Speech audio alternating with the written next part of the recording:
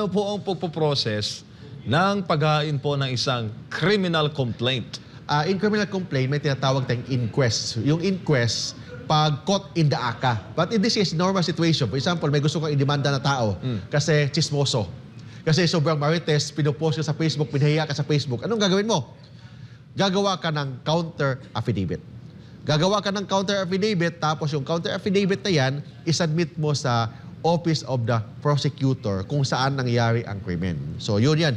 Isubmit mo doon, then the city prosecutor will submit yung tinatawag na subpoena. So bibigyan yung akusado or yung respondent to respond sa reklamo mo. Pagkatapos, pwede mo din sagutin yung kanyang sagot.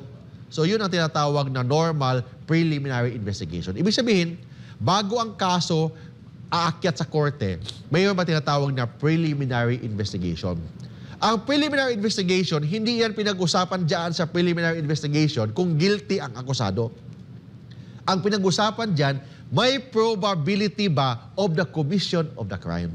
So hindi issue dyan na guilty ka ba o hindi ka guilty. Doon yan pag-uusapan sa korte. Ang pag-uusapan sa provincial prosecutor or city prosecutor, whether or not there is a probability of the commission of the crime. Pag may probability of the commission of the crime, the city prosecutor or the provincial prosecutor will recommend for the filing of the case sa court. So pag na-file na sa court, the court will issue a warrant of arrest. Pagkatapos, pag nag-issue ng warrant, pwede ka mag-file ng bail. But don't forget, ang court, the Office of the Prosecutor will only recommend kung magkano ang bail na ibayaran mo, magkano ang bail. But the final say is the court. The court, for example, sabi ng piskal, 100,000 ang piyansa. For sabi ng court, no, only 50,000 lang ang piyansa. Pwede yan. Pag may 50,000 ang piyansa, pwede ka mag-bail. But before bail, don't forget this, MJ, in bail law, bago ka mag-bail, kailangan ma-aresto ka muna. Hindi pwede mag-bail habang nagtago ka. Kailangan i-arrestuhin ka muna or mag-surrender ka muna bago mag-bail. Ibig sabihin, the court or the law enforcer should have jurisdiction sa'yo. Kailangan you are in custody bago ka mag-bail. Paano? Kasi ang purpose ng bail is naka-custody ka, magbayad ka doon, pero hindi bayad yan na bayad yan kasi pwede man kunin mo yan after ng kaso.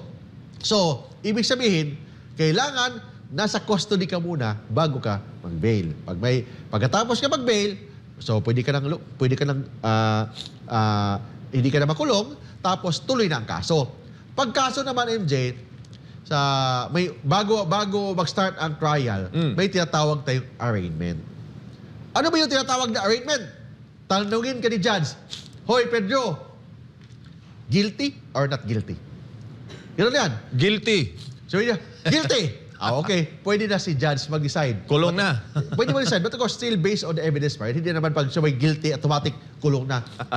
The judge will still interpret sa mga ebidensya. So, pwede rin yan. Pwede sabihin niya, not guilty, yan. Normally, pag not guilty, or for example, si accused, tanongin judge, guilty or not guilty? Si accused, hindi nagsasalita. Tahimik.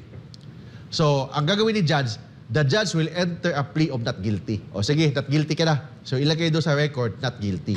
Then, doon pa lang mag-start ang trial ng isang kaso.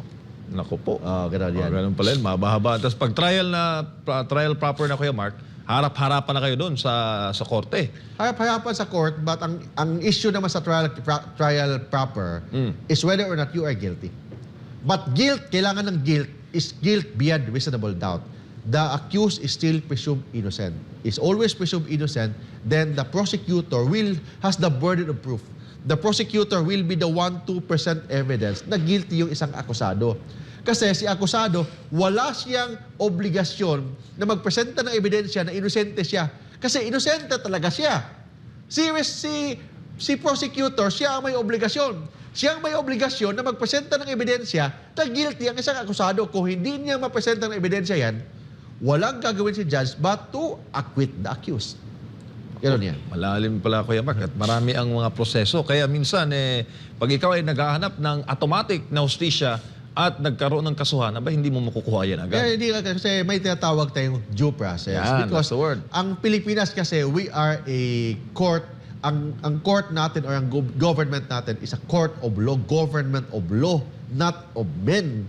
Ibig sabihin, the judge should decide based on law, based on evidence, based on jurisprudence, not based on public opinion. Kailangan ang judge hindi dapat ma-influence sa public opinion. Kailangan ang judge to decide based on law. Ano yung batas? Yung pinag-usapan natin, for example, human trafficking. Ano yung batas? Ano yung ebidensya? Ano yung Supreme Court jurisprudence na applicable sa kaso na yan? Diyan dapat mag-decide ang judge. Hindi pwede si judge mag-decide kasi sa labas ng court, dami nag-rally doon. Dami mangingay doon ng mga na nag-rally na i-convict o i-acquit ang isang akusado. Hindi yan dapat i-consider ni judge. The judge should consider only tatlo lang dapat i-consider ni judge. Batas, jurisprudence, at saka ebidensya. Yun lang ang dapat i-consider ni judge. Ang tanong, anong ebidensya? In trial practice, MJ, may tinatawag tayong law on evidence. Hindi lahat ng ebidensya admissible in evidence.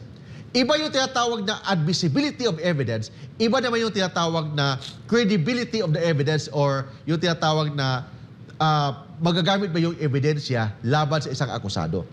Iba yung admissibility or credibility of the evidence. Ang admissibility of the evidence, may rules of court tayo dyan na admissible ba yan o hindi admissible. Like for example, yung drug case, kinuha yung drug sa bahay mo, walang search warrant. Sabi ng batas, that is a fruit of a poisonous tree, not admissible as evidence. Assuming may search warrant, may drug sa bahay mo nakuha, admissible as evidence. Issue dyan is admissibility. But ang tanong dyan, is it credible? Nag-follow ba yan sa chain of custody? Baka ngayon, drugs yan, tapos hindi pala drugs yan, hinaluan pala yan ng mga tawas. Hinaluan pala yan ng baby powder. For example, is it considered a drugs? Like for example, a coffee. This is a 1 cup of coffee. This is a pure coffee. Paano kung lagyan natin ito ng drop ng shabu? Is it considered a shabu? Ibig sabihin, may tinatawag tayong quantity of a drugs. Maging full cup of shabu bang itong baso na ito kasi nalagyan ng shabu? So, kailangan i-consider yan ng court. Kasi iba yung tinatawag na admissibility of evidence, iba yung tinatawag na credibility of the evidence. Like for example, chain of custody. Kailangan properly documented ang ebidensya pag-transfer from the police, going to the prosecutor, going to the court. Properly documented yan. Kailangan yan ng mga media dyan para mag-witness how is the transfer of the evidence. Otherwise, pag na-violate yung chain of custody, the accused should be acquitted by the court. Nako. Kaya parang yan yung nangyari yung sa recent case, kaya Mark, sa anak ni SOJ, Remulla. Yes. Chain of custody. Chain of custody ang hindi Na-establish. Na-establish ang chain of custody kasi yung paglipat from one person to another person to another person, not properly documented. So ang issue kasi dito, in the rule of evidence, iba yung admissibility of evidence, iba yung tinatawag na credibility of the evidence. So may batas tayo dyan, which we will discuss later on, ano yung tinatawag na law on admissibility of evidence. Ano naman yung batas about law about credibility of the evidence?